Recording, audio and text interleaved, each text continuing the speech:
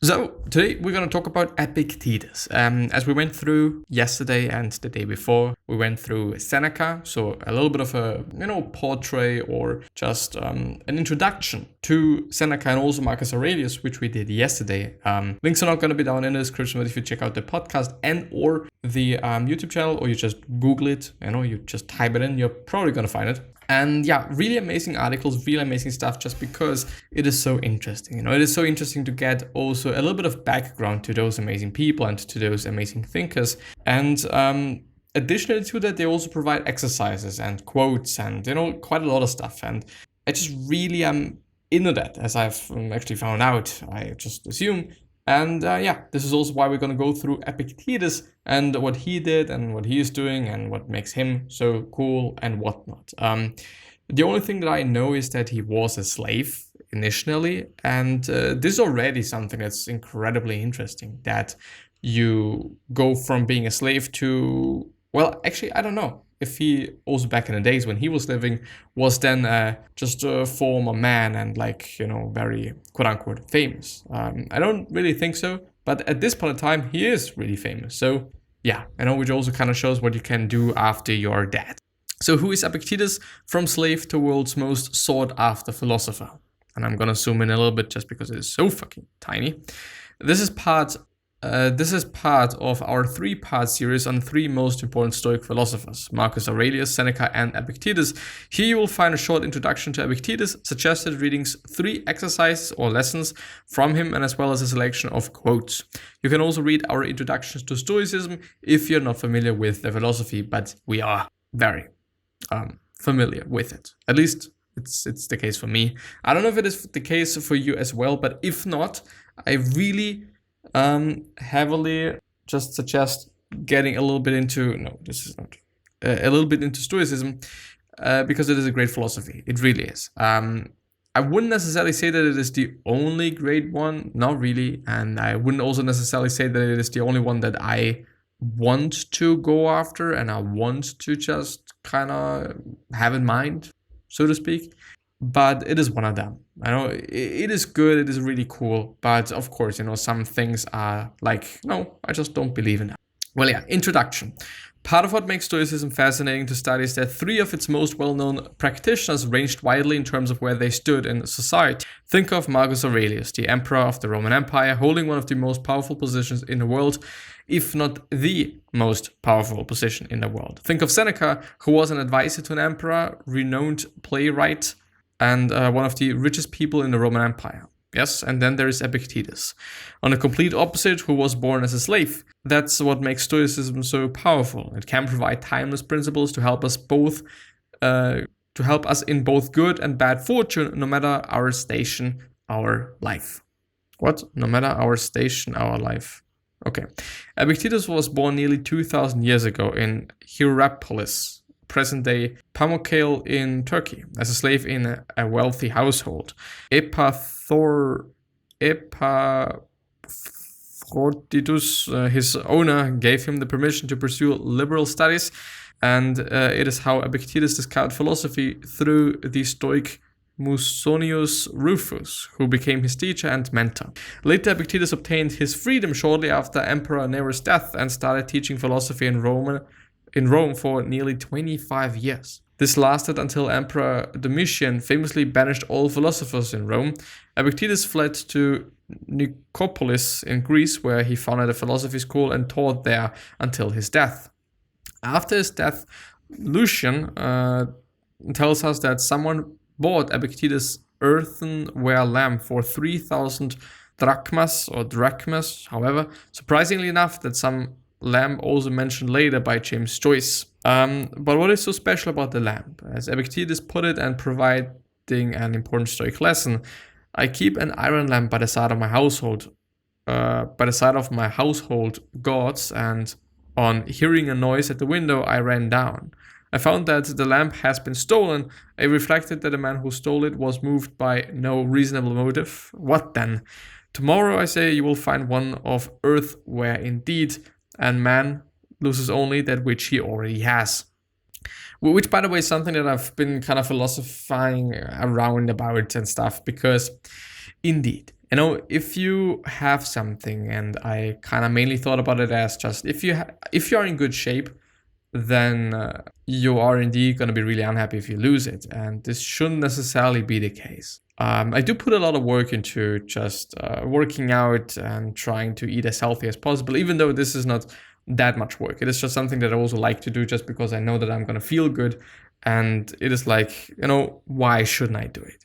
Why shouldn't I make sure that I'm healthy and feeling good, and also just long term, not only short term. But yeah, I might also be overdoing it a little bit with working out, and I'm trying to also minimize that a little bit so that I can recover a bit better, which I'm also seeing as a little bit of a problem, that recovery seems not to be that nice. But anyway, if you have a good physique, then you could lose it. If you don't have one, you can also not lose it. So yeah, it is a very interesting and also important thing to think about, as my point of view. But I want to repeat this quote once again. I keep an iron lamp by the side of my household gods, and on hearing a noise at the window, I ran down. I found that the lamp had been stolen. I reflected that the man who stole it was moved by no unreasonable motive. What then? Tomorrow, I say, you will find one of earthenware. Indeed, a man loses only that which he already has. Epictetus' strong and wide-ranging influence can be seen in multiple instances. Marcus Aurelius in Meditations thanks his teacher Junius Rusticus for introducing him to Epictetus. There is a slight probability that Rusticus actually attended Epictetus' lectures and passed his own notes to Marcus. Yet the most likely thing is that Marcus read the widely circulated notes by Epictetus' student Aria, which we will discuss below. James Stockdale, who was a prisoner of war in Vietnam for over 7 years, credits Epictetus for providing him with a framework on how to endure the tortures he was subjected to. As Stockdale would be confined in leg irons. As Stockdale would be confined in leg irons, he certainly remembered that Epictetus had a disabled leg, which was probably broken by his master, although there is no certainty around this. However, Epictetus would say in regards to this, quote-unquote, sickness is a hindrance to the body, but not to your ability to choose, unless that is your choice. Lameness is a hindrance to the leg, but not to your ability to choose. Say this to yourself with regard to everything that happens, then you will see such obstacles as hindrances to something else, but not to yourself. Yeah. And also something I think that always helps is amor fati. Love faith. When you're ill, when you're not feeling good, and I actually do not feel that good today because I should sleep a little bit more, and I'm very prone to having some issues with my throat and stuff and shit, and it pisses me off a little bit, just because it is like, okay, just sleep a little bit more, you dumbass. Anyway, it is like, it is what it is, yeah, it is what it is.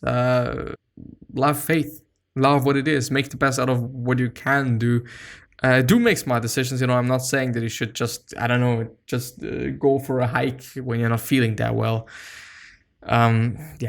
Just make smart decisions, but also, maybe it's even good that you have to stay a little bit at home, that you have to rest a bit, that you have to recover a bit more.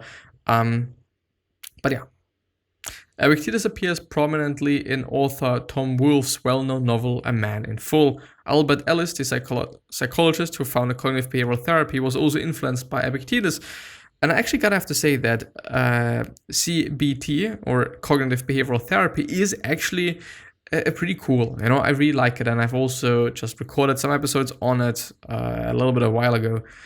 But I think it's amazing. I think it really is amazing. And I've also just heard people, for example, Seth Godin, talking about it as something that really also helped.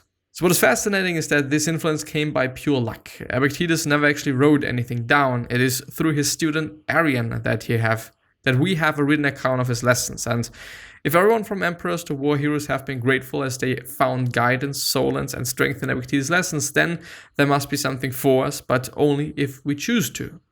Notable works and suggested readings. A great starting point for Epictetus would be his Enchiridion, which translates as a small manual or handbook, and it is exactly that. It's the perfect introduction to Epictetus, as it is packed with short Stoic maxims and principles. Unlike both Seneca and Marcus, Epictetus is somewhat more difficult to read, and we recommend beginning with those two if you haven't yet read them. The next step would be Epictetus' discourses, which are much longer and give sort of a bigger commitment.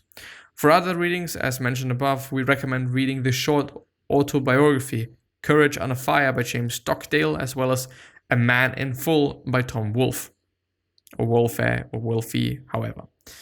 I'm actually very interested in this autobiography by James Stockdale. I think it is very interesting. I think in general that biographies are very interesting. Maybe this is also why I enjoy these articles that much, because it is kind of a biography. It just lets me be able to understand those people a little bit better and just get them to know a little bit better as well. 3 exercises and lessons from Epictetus. First of all, remember what is in your control. The Enchiridion begins with one of the most important maxims in Stoic philosophy: the importance of distinguishing things that are under our control and things that are not. Think of it as the Stoic serenity prayer. It is a reminder not to get angry and upset by things which we cannot influence, such as other people and external events, and to only focus on ourselves, our own behavior. This makes things a bit easier, doesn't it? A humbling reminder of how much happens that we can't influence, and learning to let go and accept things as they are. Yet, at the same time, a powerful reminder that our actions and choices are fully in our own control, as Epictetus said, and this is a quote: "Some things are in our control and others not. Things in our control are opinion, pursuit, desire, aversion, and in a word, whatever are our own actions. Things not in our control are body, property, reputation, command, and in one word, whatever are not our own actions." The second point, set the standard. The best leaders rarely talk how things ought to be done. Their actions speak for themselves. Think of someone who you admire and how many of their lessons came indirectly from the choices that they've made and the example they have set. Familiarly, we need to be focused on how we are actually living and what choices we are making. That's where our time and energy will be best spent. As Epictetus put it, never call yourself a philosopher, nor talk a great deal among the unlearned about theorems, but act conformably to them. Thus, at an entertainment, don't talk how persons ought to eat, but eat as you ought. Indeed. And the third lesson is, and which is also going to be the last one, prescribe yourself a character. Epictetus understood how much we act out of habit, and we tend to think that our ways of doing things are set in stone. He admonished his students to set some principles and standards they need to follow and not deviate as much as possible. This is certainly not easy by any stretch, but with small steps each day reminding us what direction we would like to go to, we can get closer to the character we wish to have, as he put it.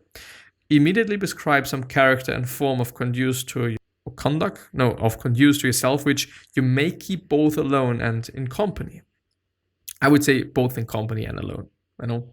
Just always being this person that you actually want to be. Epictetus quotes. The first one: "No thing great is created suddenly, any more than a bunch of grapes or a fig. If you tell me that you desire a fig, I answer you that there must be time. Let it first blossom, then bear fruit, and then ripen." Which is, I think, a very important thing, because be fucking patient. Let death and exile and all other things which appear terribly be daily before your eyes, but death chiefly.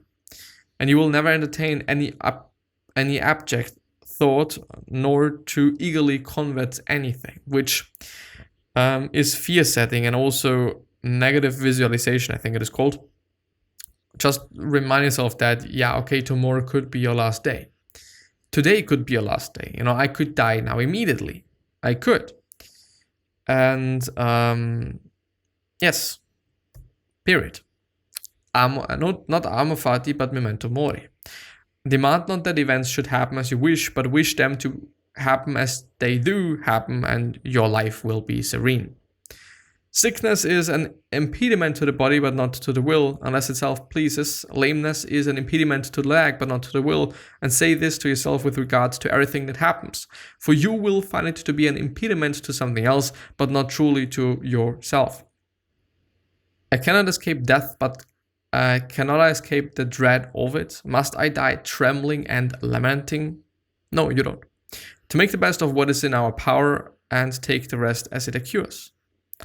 Which are all amazing. And with that being said, I'm going to end the episode because I feel like my throat is like killing me. This piece of shit. Yeah. I wish you the best health of happiness and also success, and also hope that you're going to remind yourself and you're going to be remembered, which basically means your legacy, and basically means just being a nice person and then being remembered as a nice person, which is a pretty fucking cool thing.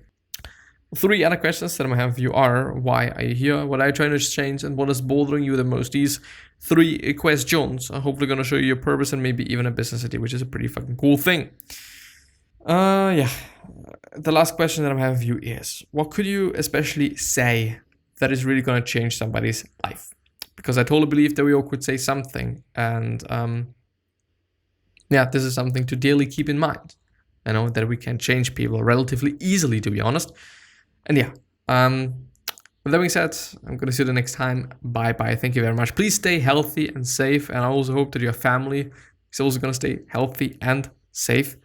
And yeah, I'm going to see you the next time. So bye-bye.